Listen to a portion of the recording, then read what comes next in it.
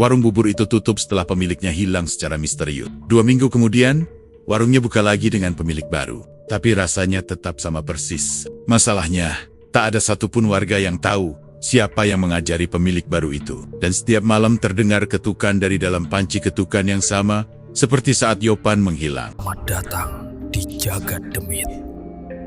Membuka gerbang dunia tak kasat mata. Orang-orang di Cipinang selalu bilang bahwa sebuah warung tidak akan pernah tiba-tiba ramai tanpa sebab. Tapi, warung bubur ayam milik Mas Yopan justru melanggar semua logika itu. Aku masih ingat hari pertama warung itu buka. Tak ada spanduk besar, tak ada promosi, tak ada yang mengenal siapa itu Yopan. Bangunannya pun sederhana, hanya sebuah ruko kecil bekas tempat fotokopi yang tutup bertahun-tahun. Tidak ada yang menyangka, tempat itu akan berubah menjadi warung bubur paling ramai se-Jakarta Timur. Aku tinggal persis di seberang warung itu.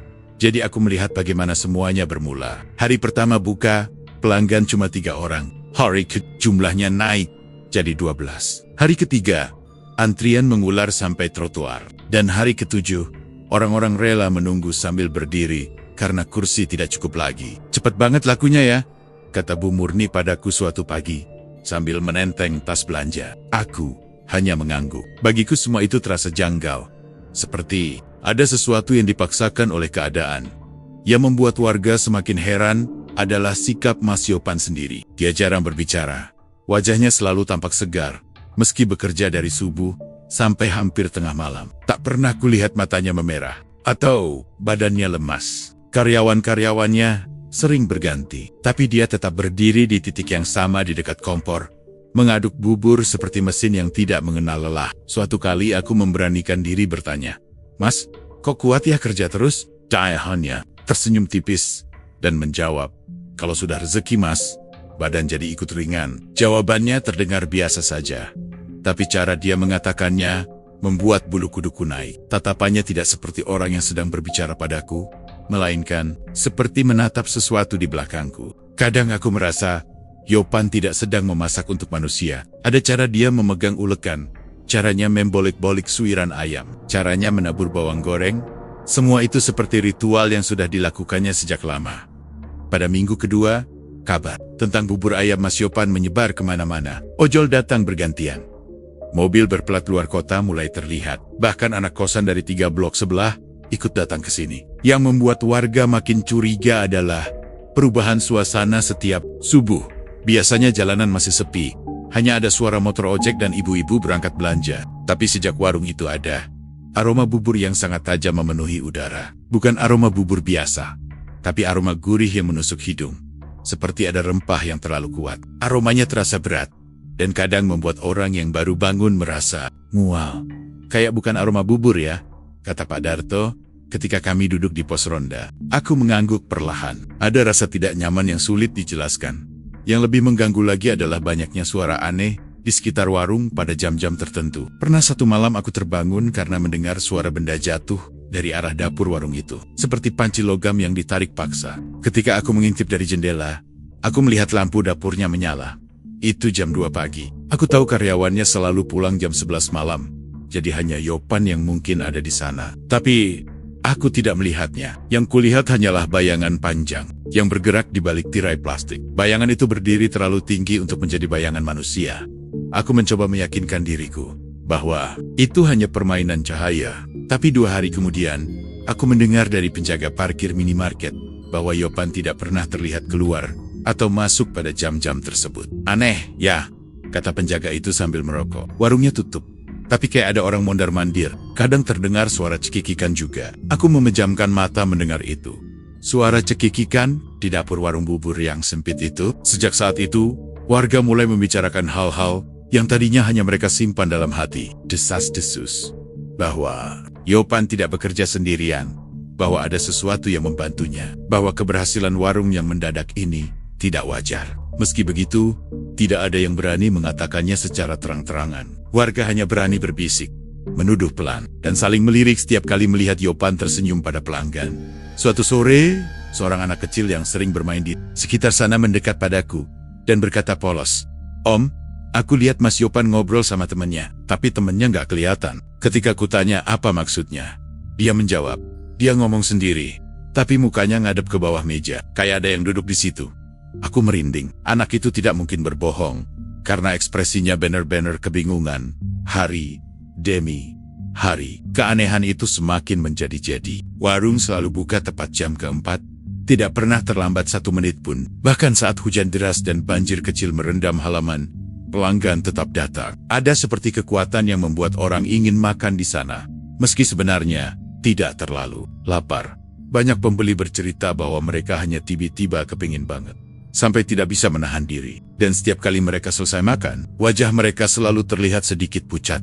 Aku mulai mencatat semua hal yang terjadi, karena firasatku mengatakan sesuatu yang buruk akan datang. Yopan mungkin merasa warungnya hanyalah kesuksesan biasa. Tapi warga yang tinggal di sini cukup sering melihat hal-hal aneh untuk tahu bahwa tidak ada keberhasilan yang datang secepat itu tanpa bayaran. Kadang, aku bertanya-tanya, apakah Yopan sendiri sadar bahwa semua orang mulai memperhatikannya? Atau justru dia tahu, tapi tidak peduli? Mungkin karena dia bukan lagi orang yang harus takut pada bisikan warga. Mungkin karena dia sudah terikat pada sesuatu yang jauh lebih besar daripada gosip tetangga. Dan entah sejak kapan, aku mulai memperhatikan panci besar di pojok dapurnya. Ya, panci yang selalu tertutup rapat dan tidak pernah dibuka di depan pelanggan. Dari semua hal di warung itu, panci itulah yang membuatku paling tidak bisa tidur. Karena setiap kali aku melihatnya, aku merasakan ada sesuatu yang hidup di dalamnya. Sejak warung itu berdiri, ada satu hal yang selalu membuat warga geling-geling kepela. Mas Yopan tidak pernah, sekalipun, menolak pembeli. Tidak peduli warung sudah penuh sesak. Tidak peduli dia terlihat sibuk setengah mati. Tidak peduli waktu sudah lewat tengah malam. Selama ada orang datang, dia akan melayani. Seolah tubuhnya memang tidak mengenal konsep lelah. Aku pernah melihat sendiri bagaimana dia bekerja. Suatu malam, sekitar jam 11 lewat sedikit, ketika sebagian besar warung sudah mulai bersiap tutup, masih ada 2 pengendara motor berhenti di depan warungnya. Aku pikir Yopan akan bilang warung sudah habis, karena karyawan-karyawannya sudah membereskan meja dan siap pulang. Tapi yang terjadi malah sebaliknya. Yopan menahan karyawannya sambil berkata, "Tunggu sebentar, masih ada rezeki masuk." 2 mangkuk bubur pun kembali dibuat. Tidak ada raut lelah di wajahnya, hanya senyum tipis yang entah kenapa semakin lama terasa aneh dilihat.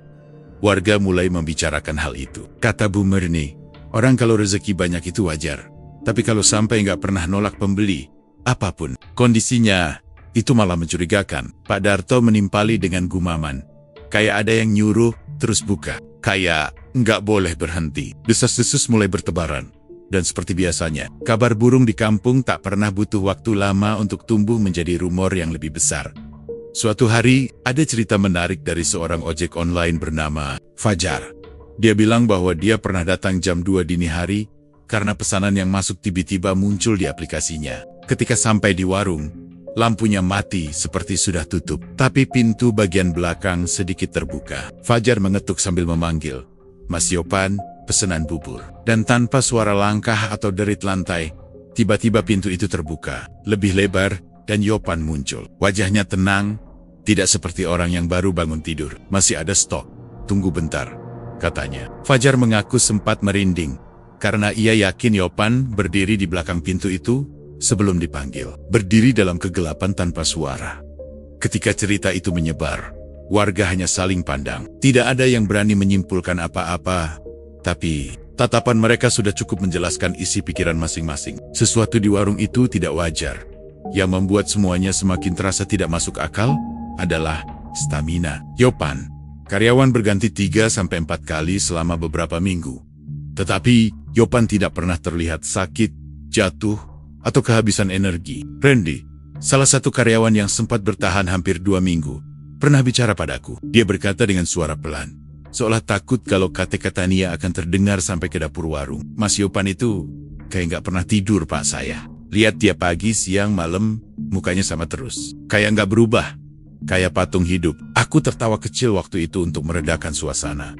Tapi mata Randy tidak menunjukkan sedikit pun tanda bercanda. Dia sungguh ketakutan. Dan ketika aku tanya kenapa akhirnya dia berhenti, dia hanya menjawab, "Ada sesuatu di belakang. Saya nggak tahan." Setelah berkata begitu, dia buru-buru pergi seolah takut kalau berdiri lama-lama di depan rumahku akan membuatnya dilihat oleh sesuatu dari warung seberang. Aku mulai memperhatikan pola buka warung itu. Setiap hari, tanpa terkecuali, lampu dapur menyala jam 3:45 dini hari. Lalu pada tepat pukul 4, warung sudah siap beroperasi. Tidak pernah terlambat.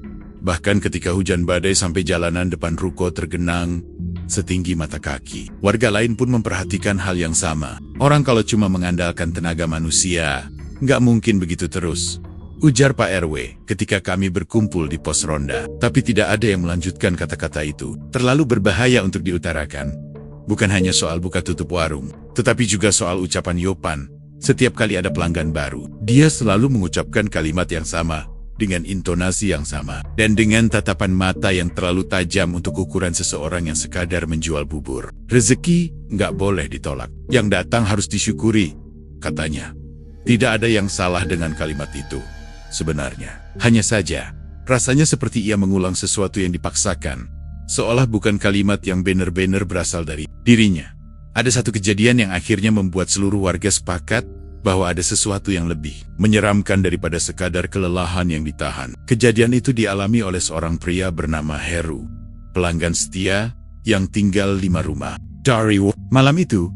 Heru datang sekitar jam 10 malam ketika warung sudah sepi. Ia memesan bubur seperti biasa, tapi Yopan menatapnya lama, terlalu lama, sebelum berkata pelan, boleh. Tapi habis ini, jangan balik malam-malam lagi ya, Mas Heru. Heru mengangguk saja, karena tidak mengerti maksudnya. Namun, setelah beberapa hari, Heru bercerita bahwa sebenarnya malam itu ia mendengar suara lain. Suara berat dari arah dapur, berkata pelan tapi jelas, jangan layani, aku kenyang. Heru tidak yakin apakah suara itu nyata, atau sekadar imajinasi karena lelah. Tapi wajahnya pucat saat bercerita, dan suaranya bergetar. Mas, aku yakin itu bukan suara manusia, katanya. Setelah kisah itu, warga mulai menghindari makan di warung itu saat malam. Tapi anehnya, pelanggan luar justru makin banyak. Mereka datang tanpa ragu, seperti tidak melihat apa yang kami lihat. Bahkan banyak yang bilang, bubur di sana seperti membuat ketagihan. Orang-orang datang lagi dan lagi, dengan alasan yang sama, rasanya enak sekali. Tidak ada bubur lain yang menyamainya. Namun bagi kami yang tinggal di sekitar sini, rasa enak tidak lagi berarti apa-apa. Kami tahu ada yang aneh. Ada bisikan yang tidak seharusnya ada di dapur warung. Ada suara langkah yang tidak mungkin berasal dari karyawan manusia. Ada kehadiran yang mengawasi, menuntut agar warung tetap buka, tetap ramai, tetap mengalirkan sesuatu yang lebih dari sekadar uang. Dan semakin lama aku memperhatikan, semakin jelas bagiku bahwa Mas Yopan bukan sekadar orang yang rajin bekerja. Dia seperti seseorang yang sedang memenuhi perjanjian. Dan warung bubur itu bukan hanya tempat mencari nafkah. Itu seperti altar kecil, tempat sesuatu dipuaskan. Warga tidak tahu bagaimana menghadapi semua ini. Tidak ada yang berani menegur. Yang kami lakukan hanyalah terus berbisik, terus mengamati, dan berharap suatu hari nanti, Yopan berhenti melayani pembeli. Tapi tentu saja itu tidak akan terjadi. Karena menurut desas-desus yang semakin kuat, Yopan sebenarnya tidak sedang melayani manusia. Dia sedang melayani sesuatu yang jauh lebih lapar. Aku selalu percaya bahwa subuh adalah waktu paling jujur dalam satu hari. Pada jam-jam itu, kota masih belum benar-benar bangun. Suara manusia belum ramai. Dan bau-bau yang muncul seringkali tidak bisa berbohong. Mungkin itu sebabnya kesaksian pertama yang membuat warga benar-benar gelisah muncul justru pada jam subuh. Kesaksian itu datang dari seorang pengantar roti bernama Ucup. Seorang lelaki sederhana yang sudah bertahan-tahan menyusuri gang-gang kecil Cipinang dari jam 3 subuh. Ucup bukan tipe orang yang suka membisar-bisarkan cerita. Dia jarang bicara, apalagi bergosip. Jadi ketika suatu pagi dia mampir ke pos ronda dengan wajah yang tampak pucat dan bicaranya terbata-bata. Kami semua tahu ada sesuatu yang tidak beres. Waktu itu aku sedang menyeruput teh manis ketika dia berkata, "Mas, aku tadi lewat depan warung bubur itu. Baunya aneh banget." Aku menoleh, mencoba memahami maksudnya. Aneh gimana? Ucup menghela napas panjang lalu menandok, seolah masih berusaha memproses apa yang baru saja dialaminya. Bukan bau bubur biasa, bukan bau ayam. Aku udah biasa bawa roti melewati pemotongan ayam, pasar, tempat ikan busuk. Tapi bau tadi, itu beda, lebih kuat. Kayak bau daging yang disembunyikan. Kata-katanya membuat bulu kuduku meremang. Aku mencoba tidak langsung percaya. Tapi nada suaranya benar-benar membuatnya terdengar nyata. Dia melanjutkan, jam 3:15, aku lewat situ. Warungnya masih gelap, tapi dari belakang kayak ada asap tipis. Dan bau itu keluar dari celah pintu. Sejak hari itu, kabar tentang bau aneh di subuh hari mulai menyebar. Awalnya hanya dari mulut Ucup, tetapi tak butuh waktu lama, sampai warga lain mengaku mencium hal serupa. Bu Murni bilang baunya seperti daging direbus bersama. Dara segar. Pak RT berkata bahwa aromanya tajam, seperti rempah bercampur sesuatu yang basi. Ada juga yang berbisik bahwa baunya seperti tubuh binatang yang sudah mati beberapa jam, bukan beberapa hari, dan dicampurkan ke dalam kuah panas. Setiap orang mendeskripsikan bau itu dengan cara berbeda, tetapi intinya sama. Tidak wajar untuk sebuah warung bubur. Aku sendiri mencoba menghiraukan semua cerita itu, sampai suatu pagi aku mencium bau yang dimaksud. Waktu itu jam menunjukkan pukul 3:47, aku terbangun karena haus, dan membuka jendela untuk mengambil udara segar. Namun saat udara masuk ke kamar, aku langsung mundur selangkah. Baunya menusuk hidung, sangat kuat, seperti ada sesuatu yang baru saja dipotong dan direbus. Dan anehnya, bau itu tidak seperti bau ayam, sapi, atau daging yang familiar. Ada aroma besi, aroma darah yang masih hangat, tercampur sesuatu yang manis dan getir. Aku berdiri di jendela cukup lama, menahan napas sambil mencoba mencari logika. Namun setiap tarikan napas justru membuat bau itu semakin menempel. Seolah bau itu datang dari sesuatu yang hidup, bukan dari panci atau kompor. Dari arah warung, kulihat asap tipis mengepul dari ventilasi kecil di belakang. Tidak banyak, hanya seperti embusan napas, tapi cukup untuk membuatku sadar bahwa Ucup tidak berbohong. Keesokan harinya, aku memutuskan untuk bertanya langsung pada Yopan.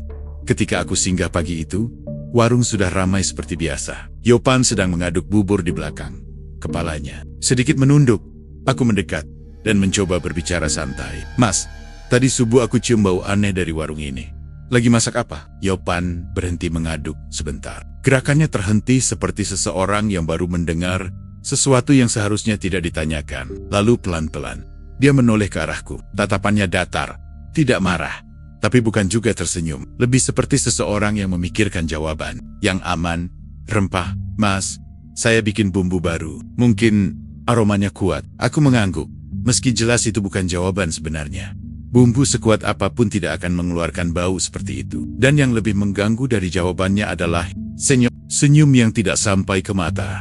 Senyum yang terasa dipaksakan hanya agar pembicaraan berhenti. Saat aku berpaling untuk pergi, tanpa sengaja aku melihat tangan kirinya sedikit bergetar. Sesuatu membuatnya gugup. Entah pertanyaanku atau sesuatu yang dia sembunyikan. Hari-hari berikutnya, bau aneh itu semakin rutin tercium. Hampir setiap subuh, beberapa warga yang bangun lebih awal mengeluhkan hal yang sama. Namun yang paling membuat kami khawatir adalah cerita lanjutan dari Ucup. Seminggu setelah kesaksian pertamanya, dengan wajah lebih pucat dari sebelumnya, ia datang ke pos ronda dan berkata pelan, "Aku lihat sesuatu tadi subuh." Kami semua menoleh serempak. "Lihat apa, Cup?" Dia menelan ludah sebelum menjawab. "Di belakang warung pintanya kebuka sedikit. Dan waktu aku lewat, aku lihat bayangan besar bergerak. Bukan bayangan orang, bentuknya aneh. Badannya bungkuk, tapi tinggi." Seisi pos ronda terdiam, jangankan menjawab. Bernapas saja kami lupa. Ucup bukan orang yang suka berhalusinasi. Jika dia bilang dia melihat sesuatu, maka dia memang melihat sesuatu. Dia menambahkan dengan suara lebih pelan. Aku kira itu Yopan. Tapi setelah aku lewat, aku dengar pintu belakang ditutup pelan. Padahal tidak ada suara langkah keluar atau masuk. Cerita itu membuat semua rumor makin kuat. Kami tidak tahu lagi apa yang harus dipercaya dan mana yang hanya ketakutan warga. Namun satu hal pasti, bau menyengat saat subuh bukan lagi hal kebetulan. Terlalu sering, terlalu kuat, terlalu mirip bau sesuatu yang tidak seharusnya ada di dalam dapur warung bubur. Dan setiap kali aku mencium bau itu, ada bayangan buruk yang muncul di pikiranku. Bayangan panci besar yang selalu tertutup rapat. Bayangan tangan Yopan yang terlalu cekatan, terlalu tenang. Bayangan asap tipis yang menyeruak dari ventilasi. Seperti napas makhluk yang bersembunyi. Subuh, yang dulu terasa damai, kini berubah menjadi waktu yang paling kutakuti. Karena pada jam itu, semua aroma yang disembunyikan oleh siang hari muncul ke permukaan. Dan diam-diam, aku merasa bau itu bukan sekadar bau masakan, melainkan tanda bahwa ada sesuatu yang sedang diberi makan. Kedatangan karyawan baru di warung bubur Mas Yopan bukan hal aneh sebenarnya. Dengan ramainya warung itu, Wajar kalau dia sering ganti tenaga. Tapi yang membuat warga mencurigai sesuatu adalah kenyataan bahwa tidak ada satupun karyawan yang bertahan lebih dari 2 minggu. Semua yang pernah bekerja di sana pergi dengan alasan yang sama. Lelah, tidak cocok, atau pulang kampung. Namun ketika aku memperhatikan wajah mereka saat mengucapkan alasan itu, aku tahu mereka sedang menyembunyikan. Ada ketakutan yang terpantul dari mata mereka. Seperti seseorang yang ingin melupakan sesuatu secepat mungkin. Kisah yang paling membuatku yakin bahwa ada hal aneh di dalam warung itu datang dari seorang karyawan baru bernama Aldi.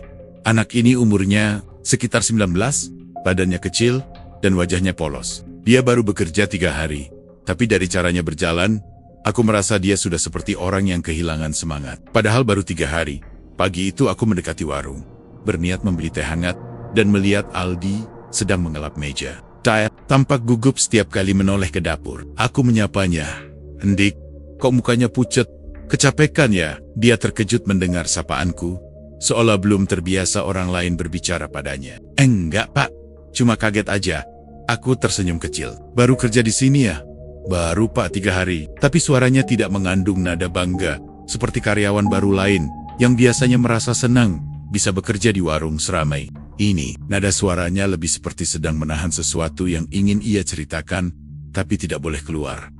Aku hendak bertanya lebih jauh, ketika tiba-tiba Yopan muncul dari dapur. Bukan muncul sambil berjalan seperti orang normal, tapi seolah sudah berdiri di sana sejak tadi, dan baru menyadari kami berbicara. Dia menatap Aldi, lalu menatapku, dan tersenyum. Senyuman yang tipis, datar, dan entah kenapa terasa lebih seperti peringatan daripada keramahan. "Aldi, masih banyak yang perlu disiapkan," katanya pelan.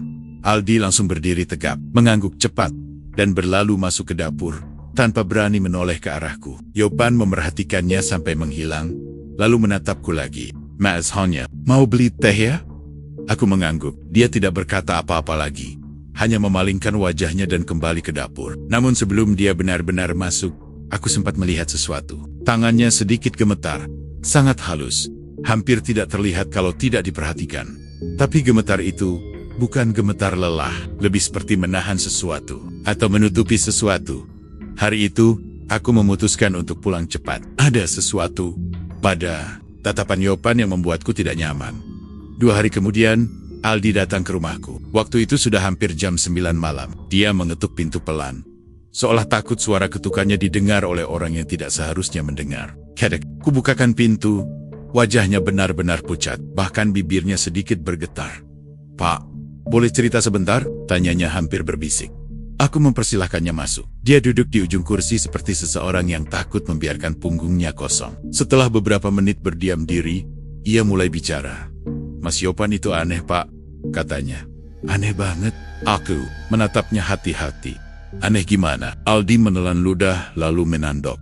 "Hari pertama kerja, saya dikasih arahan. Tapi arahan itu bukan arahan biasa." Aku mendengarkan tanpa menyela. Dia melanjutkan, "Mas Yopan bilang saya boleh pegang apa saja, kecuali satu panci besar di sudut dapur. Panci yang tutupnya selalu dikunci." Aku langsung merinding mendengarnya. Panci itu, panci yang selama ini hanya kulihat dari jauh. Panci yang selalu tertutup rapat. Dia bilang, "Lanjut Aldi, kalau panci itu bergerak saya jangan kaget. Itu normal," katanya. Aku tersentak. "Dia bilang begitu?"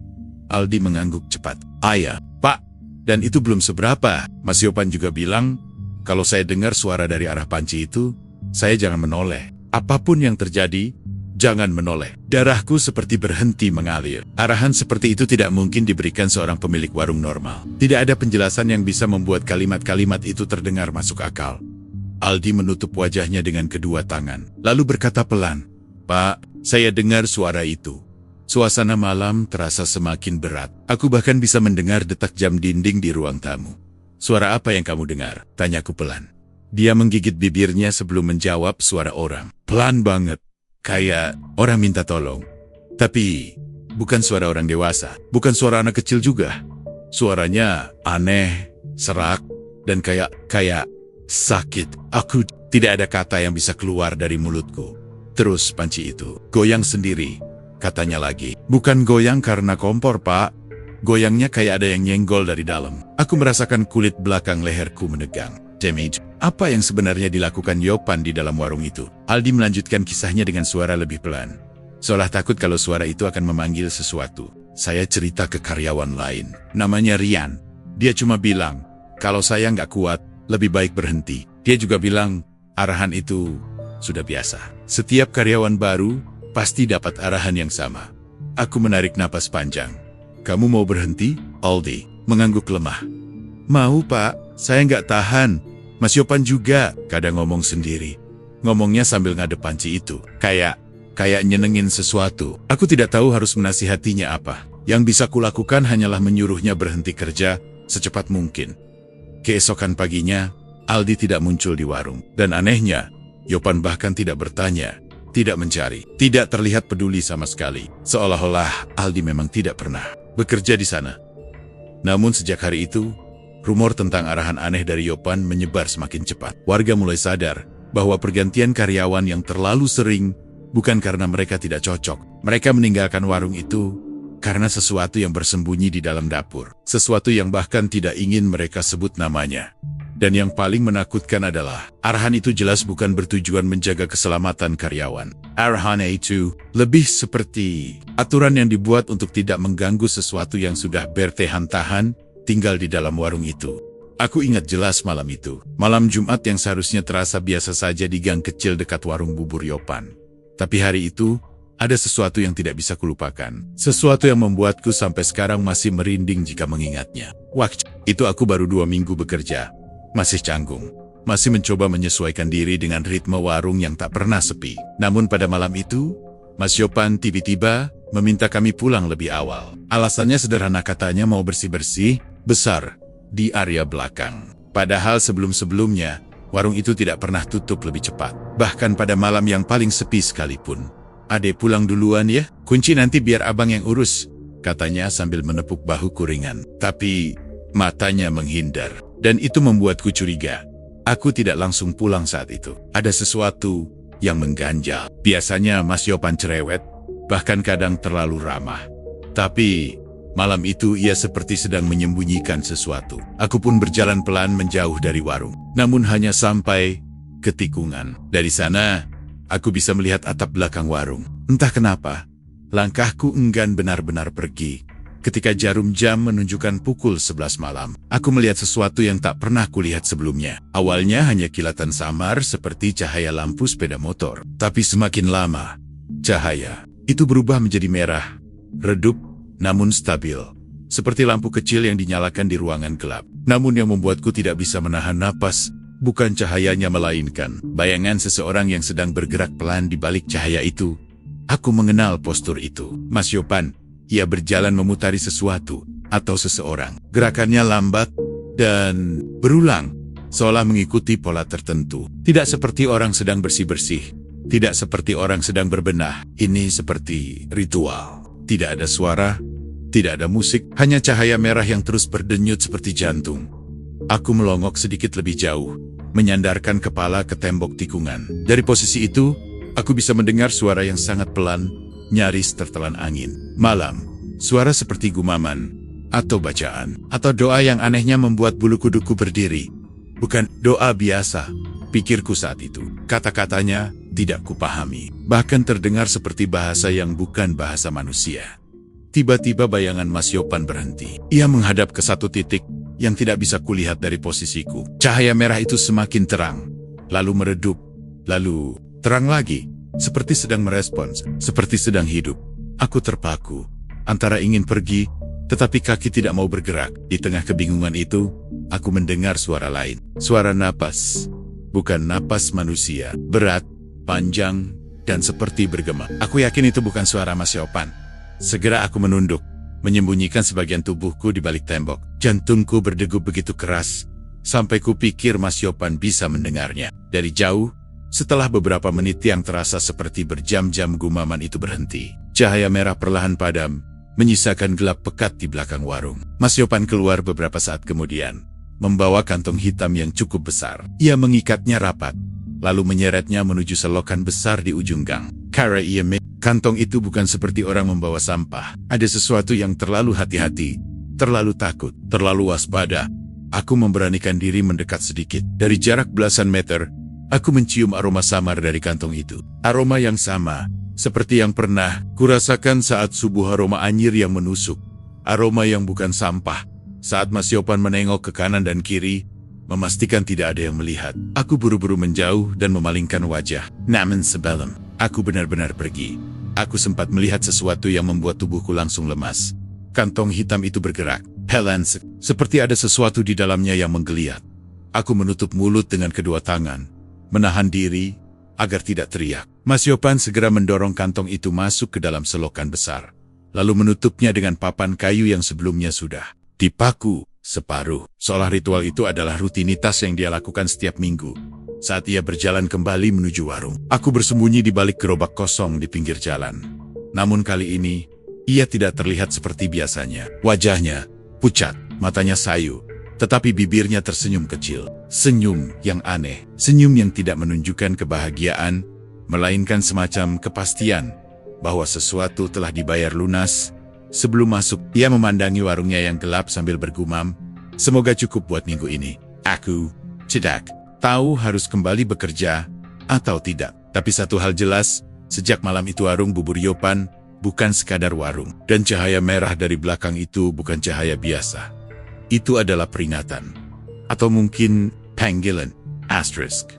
Sejak malam ketika aku melihat cahaya merah di belakang warung, aku tidak bisa benar-benar tenang. Setiap pagi saat membuka pintu rumah, aku selalu menoleh sekilas ke arah warung bubur itu. Entah kenapa, aku punya firasat bahwa apapun yang kulihat, malam itu hanya permukaan dari sesuatu yang jauh lebih gelap. Firasat itu semakin kuat ketika aku bertemu seorang warga tua bernama Pak Sarman. Lelaki yang sudah tinggal di sana lebih lama daripada siapapun, termasuk lebih lama dari Mas Yopan sendiri. Aku awalnya hanya berniat membeli rokok di warung kecil dekat rumahnya. Namun entah bagaimana, pembicaraan itu akhirnya mengarah ke warung bubur yang semakin hari semakin penuh. Waktu itu, aku sedang menyebut soal ramainya pembeli, dan Pak Sarman hanya terkekeh pelan seperti seseorang yang sedang mengingat sesuatu yang tidak ingin diulang. "Kamu kerja di situ, ya?" tanyanya, tanpa basa-basi. Aku mengangguk, meski tubuhku langsung sedikit tegang. Ia memandangku lama, seolah sedang menilai apakah aku cukup kuat untuk mendengar sesuatu yang ia simpan. "Pantes kamu kelihatan pucat akhir-akhir ini," katanya. Aku kaget. "Loh, saya biasa aja, Pak." "Ah, udah, jangan pura-pura. Mata kamu itu udah bilang semua." Aku ingin membalas, tapi lidahku kelup. Ia merokok pelan, menghembuskan asap panjang, lalu berkata dengan nada yang tiba-tiba berubah. "Serius, kamu sudah lihat sesuatu kan?" Aku tersentak, seakan dia membaca isi kepalaku. Tapi ia tidak menunggu jawabanku. Ia hanya melanjutkan, dengan suara yang lebih rendah, seolah takut didengar sesuatu yang tak tampak. "Kamu mungkin belum. Cuh, Mas Yopan itu dulu pernah bangkrut." "Bukan bangkrut, biasa total." Lutz habis. Aku langsung fokus. Ini pertama kalinya seseorang berbicara soal masa lalu Yopan. Semua orang baru mengenalnya sejak warung itu mulai ramai beberapa tahun terakhir, Pak. Sarman mengalihkan pandangan ke jalanan, namun suaranya tetap mengalir. "Dulu dia punya warung bubur juga, bukan jauh dari sini. Tapi nggak pernah ramai. Pembeli paling 2-3 orang sehari. Dia sering ngutang buat beli beras. Kadang ngutang buat beli ayam. Kadang malah minjem buat bayar listrik." Ia menggeleng pelan. Kasihan sebenarnya. Tapi hidup memang kadang gak adil. Aku mendengarkan dengan perasaan yang semakin berat. "Terus gimana bisa berubah, Pak?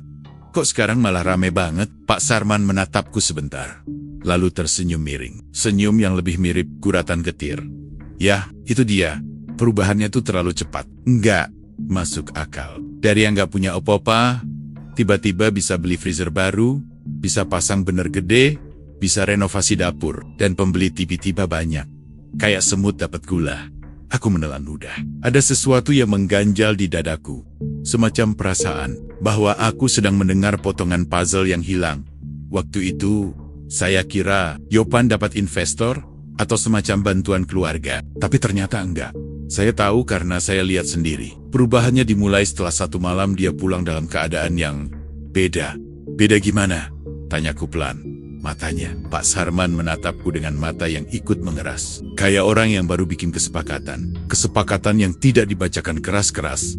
Tapi dampaknya bisa kamu lihat dari cara dia jalan. Ia bercerita bahwa setelah malam itu, Yopan tak pernah lagi tampak bingung. atau gelisah soal uang. Ia seperti punya keyakinan baru bahwa mulai esok ia tidak akan kekurangan pembeli. Dan benar saja, warungnya yang dulu sepi mendadak penuh. Tidak ada promosi, tidak ada perubahan menu, tidak ada alasan logis, hanya penuh. Tapi cerita itu tidak berhenti di situ. Semakin ramai warungnya, Yopan semakin berubah. Lanjut Pak Sarman. Ia jadi tertutup, jarang ngobrol sama tetangga. Kalau malam, dia sering keluar sebentar. Baliknya bawa plastik hitam yang ditutup rapat. Aku merasakan tengkukku mulai dingin. Plastik hitam, Pak, kayak sampah. Saya nggak bilang itu sampah, sahutnya cepat. Tapi orang yang sadar bisa membedakan mana sampah, mana sesuatu yang lebih berat. Aku terdiam. Gambar kantong hitam bergerak yang kulihat beberapa malam lalu muncul di kepalaku. Seperti bayangan buruk yang menolak hilang. Pak Sarman mendekat sedikit. Dan yang paling orang sini ingat, waktu itu ada kejadian, ada kucing mati di depan. Warung lamanya, mayatnya aneh. Kayak habis diisap, bukan dimakan, bukan dilukai, tapi kosong. Ia mengusap lehernya. Sejak itu warga mulai curiga. Tapi ya, namanya hidup. Orang butuh bubur. Murah pula. Jadi ya, tetap beli. Aku merasa perutku mual. Bukan karena buburnya, tapi karena perlahan aku mulai merangkai semua cerita menjadi satu. Warung yang selalu penuh, pembeli yang tak pernah ditolak. Cahaya merah di belakang warung, bau eniyeria, muncul sebelum subuh. Kantong hitam yang seolah berisi sesuatu yang hidup. Dan kini, cerita tentang kegagalan Yopan yang tiba-tiba berubah menjadi kesuksesan tak masuk akal. Pak Sarman memegang bahuku pelan. Kamu masih muda. Kalau kamu sayang nyawa, kamu hati-hati. Warung itu bukan cuma tempat makan. Ada sesuatu yang ikut makan di sana. Sesuatu yang bukan manusia. Aku tidak bisa berbicara. Kata-kata itu terlalu berat untuk ditelan. Cecebi. Pak Sarman masih punya kalimat terakhir sebelum pergi. Kamu lihat Yopan sekarang?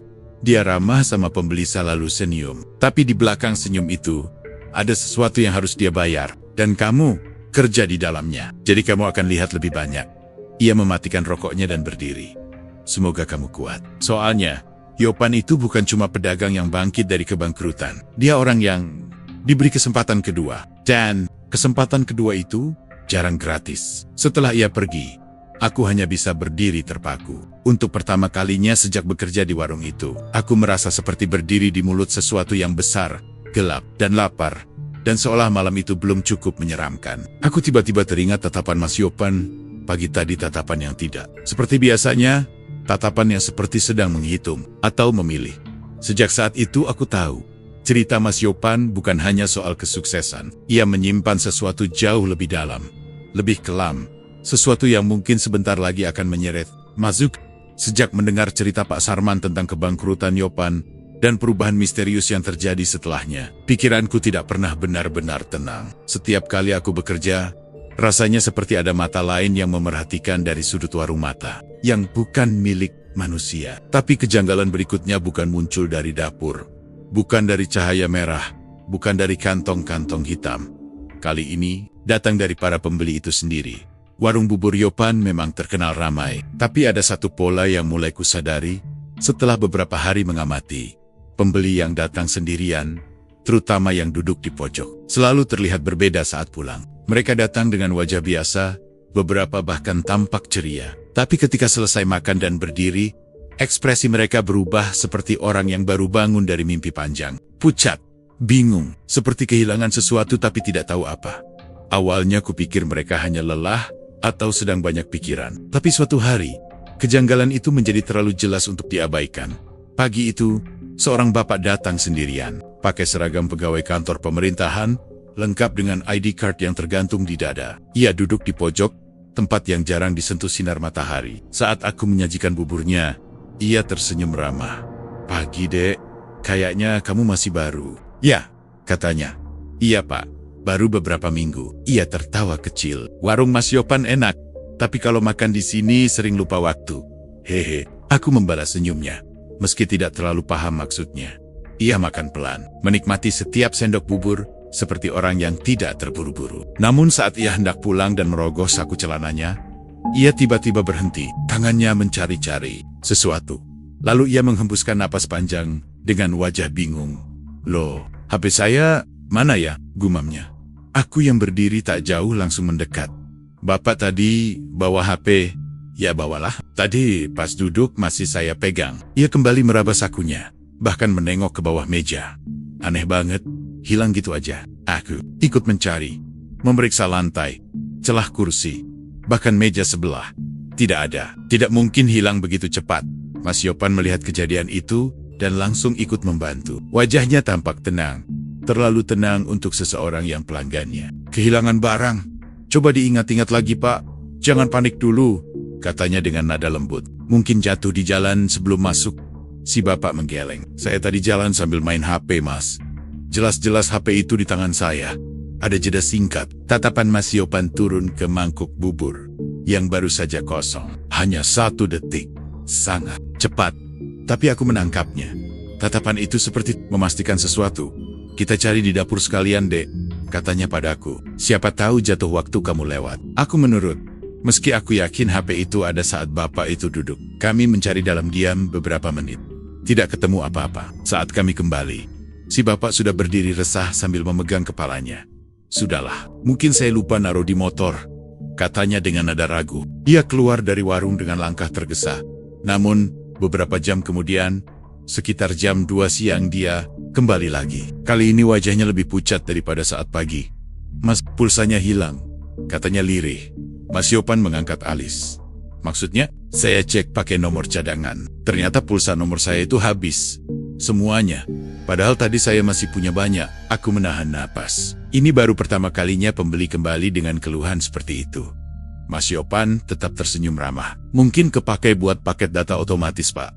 Sekarang kan gitu sistemnya. Enggak, jawab si bapak cepat. Matanya berkaca-kaca. Ini beda. Nggak masuk akal. Pulsa dan kuota saya habis dalam hitungan menit.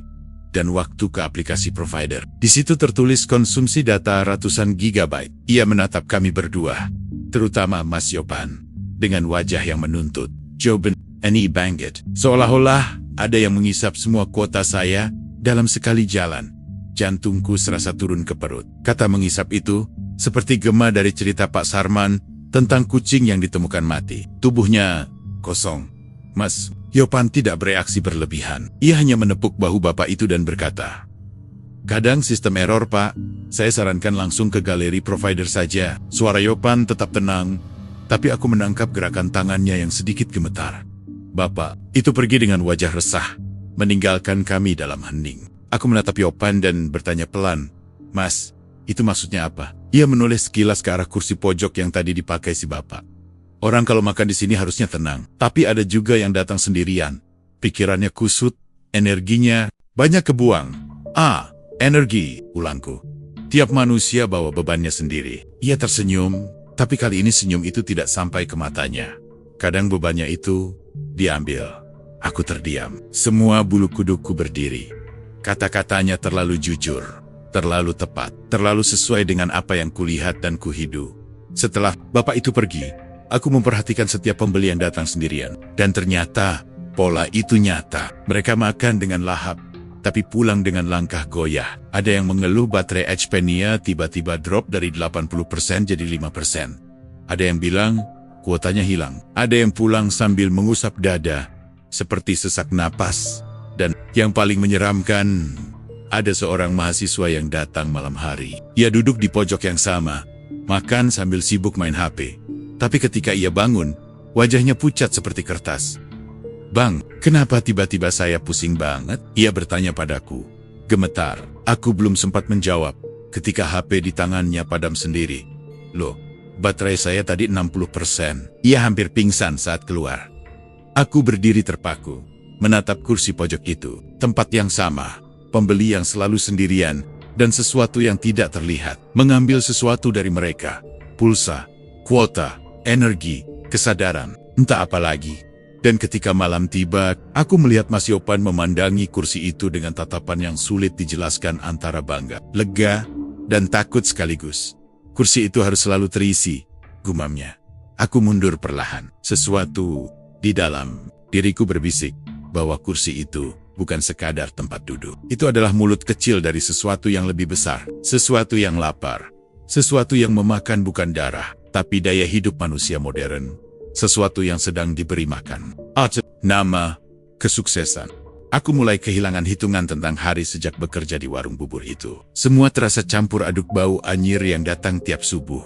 Cahaya merah pada Jumat malam, pembeli yang pulang dengan wajah kosong, dan kantong hitam yang seolah berdenyut. Semua itu membuat kepalaku penuh. Tetapi bagian paling menakutkan ternyata belum terjadi. Sesuatu yang lebih nyata, lebih kasar, lebih tidak bisa disangka lagi. Dan itu dimulai pada suatu malam ketika aku memutuskan untuk lembur sendirian. Warung sudah tutup, lampu depan sudah dimatikan, dan Mas Yopan pamit pulang lebih awal dengan alasan ada urusan keluarga. Entah kenapa ia tampak lebih tergesa dari biasanya. "Dek, kamu kunci warung aja, besok pagi aku datang lebih cepat," katanya sambil meletakkan kunci di meja. Aku mengangguk, meski batinku was-was. Warung ini tidak pernah memberi rasa aman saat aku sendirian. Tapi aku berpikir, mungkin kalau aku menunjukkan bahwa aku bisa dipercaya, gajiku akan naik. Itu saja motivasiku. Aku mulai mencuci mangkuk-mangkuk yang tersisa, membersihkan meja, lalu masuk ke dapur untuk mencuci panci besar yang biasanya dipakai merebus bubur. Panci itu adalah benda paling penting di warung, kata orang. Ada yang bilang, bubur Yopan enak karena resepnya turun-temurun. Ada juga yang bilang karena teknik memasaknya berbeda. Tapi setelah semua cerita yang kudengar, aku punya firasat panci itu menyimpan lebih dari sekadar bubur. Saat aku mulai mengangkat panci kosong itu, aku merasakan sesuatu yang aneh. Panci itu terasa lebih berat dari biasanya. Bukan berat karena isi, tapi seperti menahan sesuatu dari dalam. Seolah ada dorongan kecil dari dasar panci. Aku berpikir itu cuma tanganku yang lelah. Tapi saat aku menyentuh bagian bawahnya, kulitku langsung merinding. Permukaan logam itu hangat, padahal apinya sudah dipadamkan sejak 1 jam lalu. Mungkin baru aja dipakai, gumamku, mencoba menenangkan diri. Namun ketika aku menunduk untuk memeriksa bagian dalam panci, aku mendengar suara kecil, sangat kecil, seperti ketukan halus dari dasar panci. Tok, tok, tok. Aku terdiam, napasku tercekat. Kupikir itu hanya gema dari keran air. Jadi kubuka keran libar-libar untuk memastikan. Suara air mengguyur keras. Tapi suara ketukan itu tetap terdengar. Bahkan semakin jelas saat panci mulai kugeser. Tok, tok, tok. Ritmenya terlalu teratur untuk disebut kebetulan. Jantungku berdebar sangat cepat. Pelan-pelan, aku mundur. Panci itu kini berada tepat di tengah meja stainless yang dingin, dan aku bisa melihat gagangnya sedikit bergetar. Mungkin aku salah lihat, begitu pikirku. Jadi aku memperhatikan lebih dekat. Tidak, aku tidak salah. Lihat. Panci itu bergerak, sedikit, seperti ada sesuatu yang mendorong dindingnya dari dalam. Astagfirullah, bisikku. Ketika aku hendak melangkah mundur lagi, panci itu bergeser lebih jauh. Kaki-kaki mejanya bergetar kecil. Suara logam menggesek permukaan meja, menimbulkan bunyi serak yang membuat bulu kudukku berdiri. Aku ingin lari, tapi tubuhku seperti membeku. Ada rasa ingin tahu yang sama besar dengan rasa takutku. Rasa ingin tahu yang bodoh, tapi kuat. Lalu, panci itu melonjak. Tidak tinggi, hanya beberapa sentimeter, tetapi cukup untuk membuatku terjatuh ke belakang. Tubuhku menghantam pintu kulkas dengan keras. Napasku tersengal. Mata menatap panci itu tanpa bisa berkedip. Dan saat panci itu jatuh kembali ke meja, tutupnya sedikit terangkat. Aku melihat sesuatu. Sesuatu yang tidak seharusnya terlihat dari panci bubur.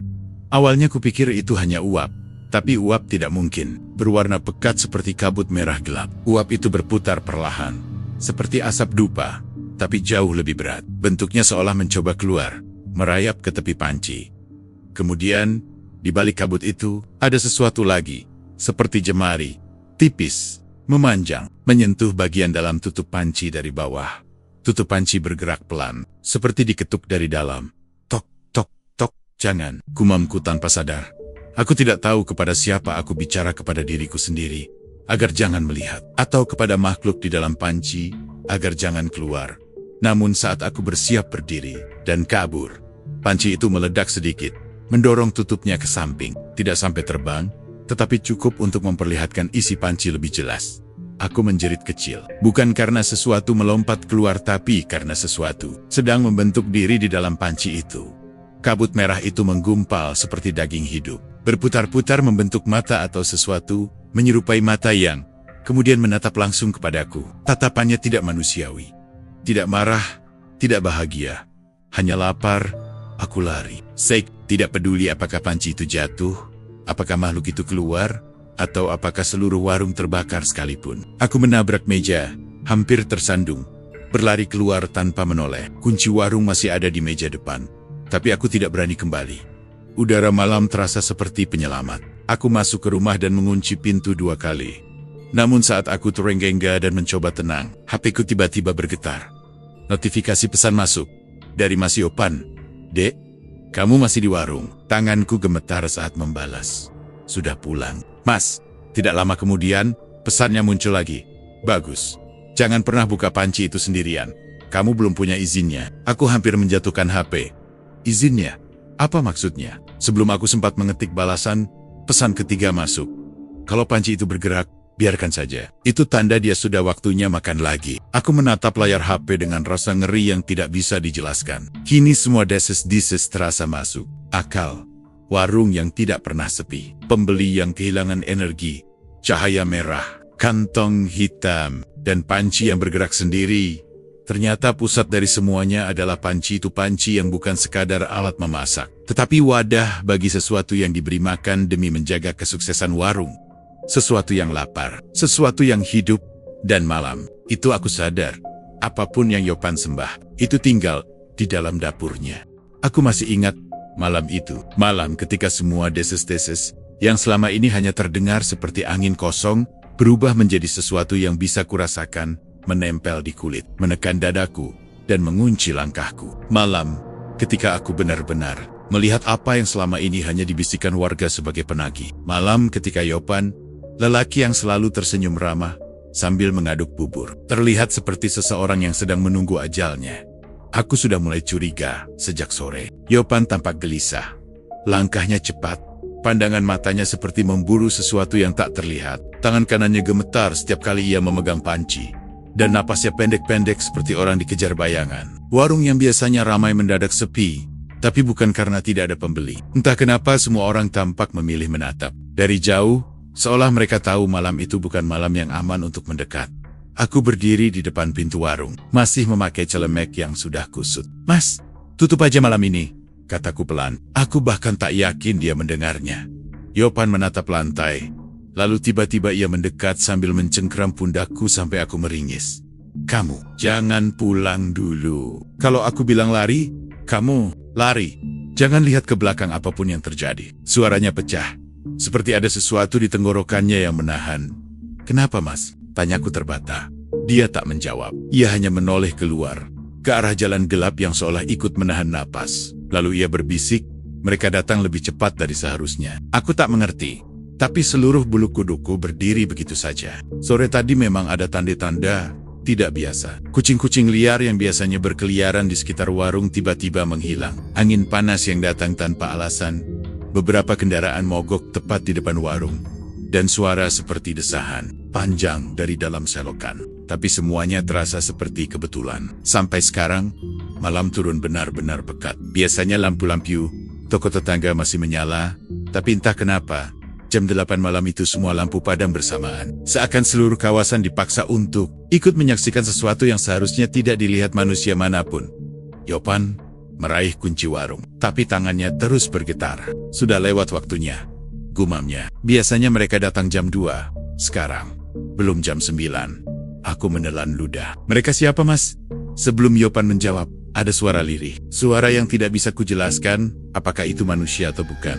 Dari arah belakang warung, dari ruang penyimpanan beras yang selalu dikunci, terdengar ketukan pelan 3 kali. Lalu diam beberapa detik, disusul ketukan lain.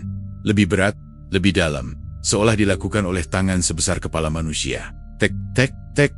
Aku tersentak mundur, jantungku seperti melompat ke tenggorokan. Mas, itu apaan? Yopan menutup matanya kuat-kuat seolah berdoa. Tetapi kata-kata yang keluar dari mulutnya bukan doa. Itu seperti ucapan dalam bahasa yang tak kupahami. Bukan bahasa Indonesia, bukan bahasa Jawa, bukan bahasa apapun yang pernah ku dengar. Nada suaranya rendah, bergetar, dan semakin lama semakin serak. Ketukan di pintu belakang berubah menjadi gedoran, buk, buk, buk. Rak piring bergetar, panci besar di atas kompor berderak, seperti diketuk dari dalam. Lampu dilenggit-lenggit, berkedip-kedip cepat, lalu mati total. Aku hampir menjerit, tapi Yopan menutup mulutku dengan tangannya. Jangan bersuara. bisiknya dengan mata membelalak. Mereka mencari yang belum bayar, bukan kamu. Napasnya panas dan kacau. Aku merasakan tubuhnya gemetar, bukan kedinginan, tapi ketakutan tingkat yang tak pernah kulihat pada manusia lain. Dari luar warung, terdengar suara langkah menyeret, pelan tapi berat.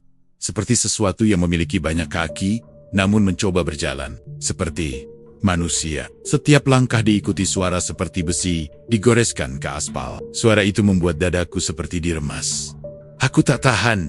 Mas Yopan, apa yang Mas lakukan dulu sampai dia menatapku? Dan untuk pertama kalinya, aku melihat penyesalan yang begitu dalam di wajahnya. Aku cuma mau warung ramai. Aku cuma mau hidup lebih baik. Aku cuma mau dianggap berhasil. Matanya berkaca-kaca, tapi kemudian ia menggeleng.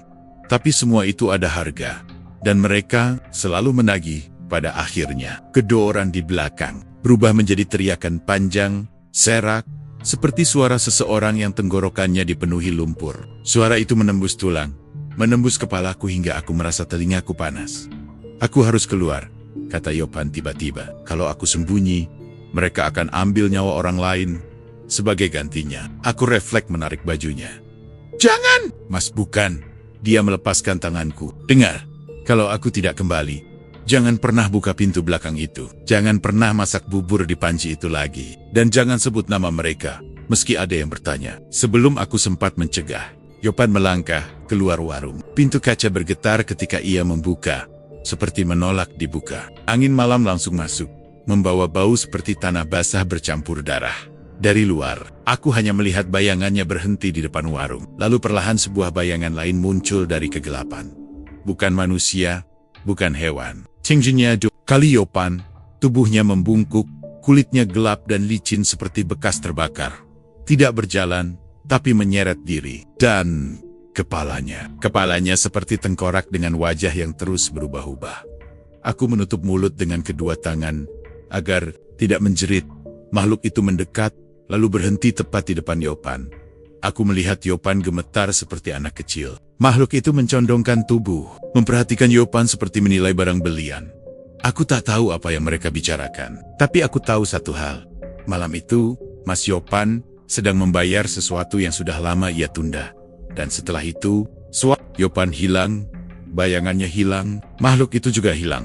Tak ada yang tersisa kecuali angin malam yang tiba-tiba sunyi, dan panci bubur yang masih mengepul sendiri di dapur, tanpa seorang pun mengaduknya. Aku tidak pernah bisa melupakan malam, ketika Mas Yopan menghilang begitu saja, seolah ditelan sesuatu yang tidak pernah ingin kusebut namanya lagi. Tapi hidup harus berjalan, begitulah kata orang-orang. Hanya saja kehidupan di sekitar warung bubur itu tidak pernah kembali normal. Ada sesuatu yang menggantung di udara, sesuatu yang membuat siapapun yang lewat memilih berjalan cepat, menunduk, atau bahkan menyeberang jalan tanpa alasan.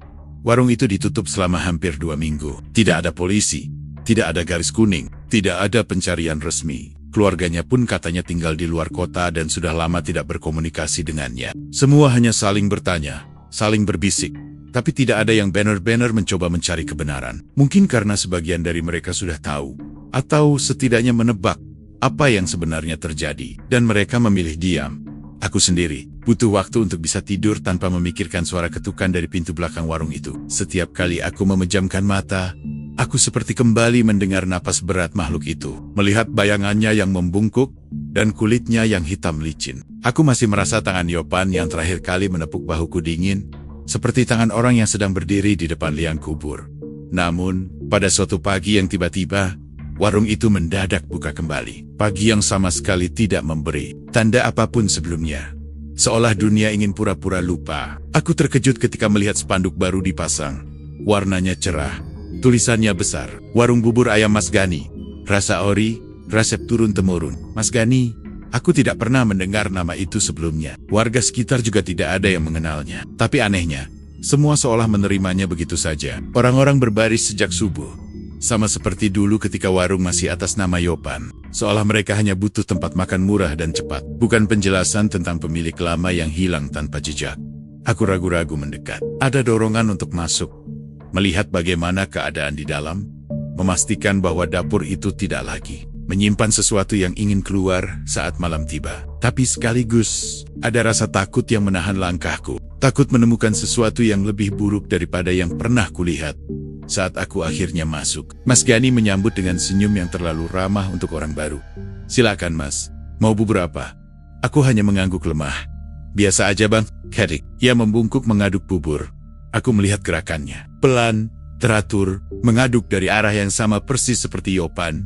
Cara menggenggam centongnya. Cara mengetuk panci 2 kali sebelum menuang ke mangkuk. Cara menaburkan bawang goreng dengan jari telunjuk dan jempol tanpa menoleh. Semuanya sama persis. Tidak berubah sedikit pun. Aku merinding. Bang, belajar dari siapa gerakan kayak gitu? Ia menatapku sebentar. Seolah pertanyaanku adalah sesuatu yang bodoh. Ya dari yang sebelumnya lah. Masa Mas nggak tahu? Aku menelan ludah. Yang sebelumnya itu? Mas Yopan? Mas Gani tersenyum. Senyum yang terlalu tenang. Terlalu peduli. Iya, kan ini warung peninggalan dia.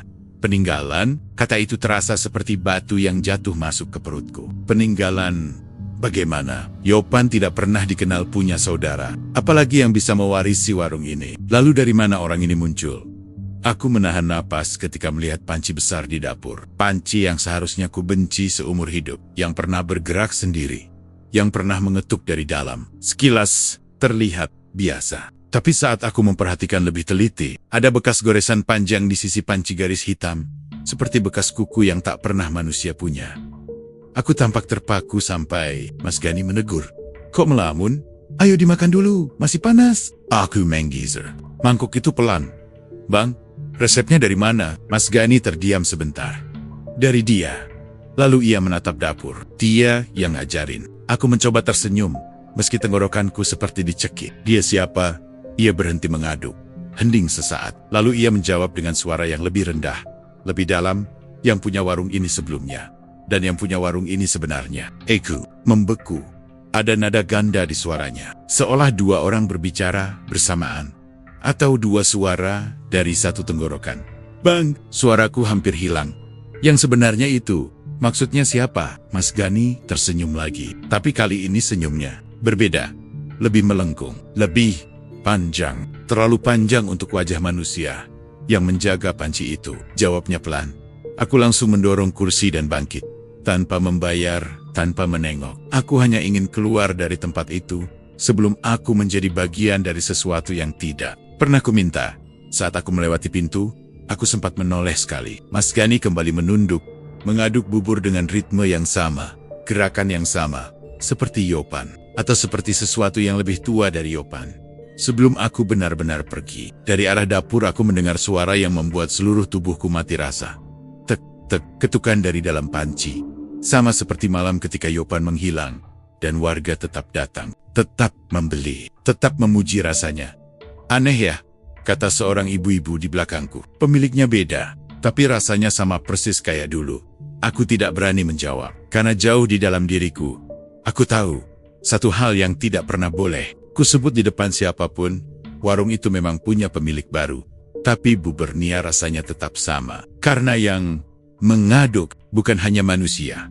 Dan di malam-malam tertentu, malam yang terlalu sunyi untuk sebuah kawasan ramai seperti itu, aku masih mendengar suara seret langkah dari arah warung. Seakan seseorang atau sedang memastikan bahwa perjanjian itu tetap berjalan. Warungnya tutup, pemiliknya berganti, tapi rasa buburnya tidak pernah berubah. Dan mungkin tidak akan pernah berubah selama panci itu masih ada.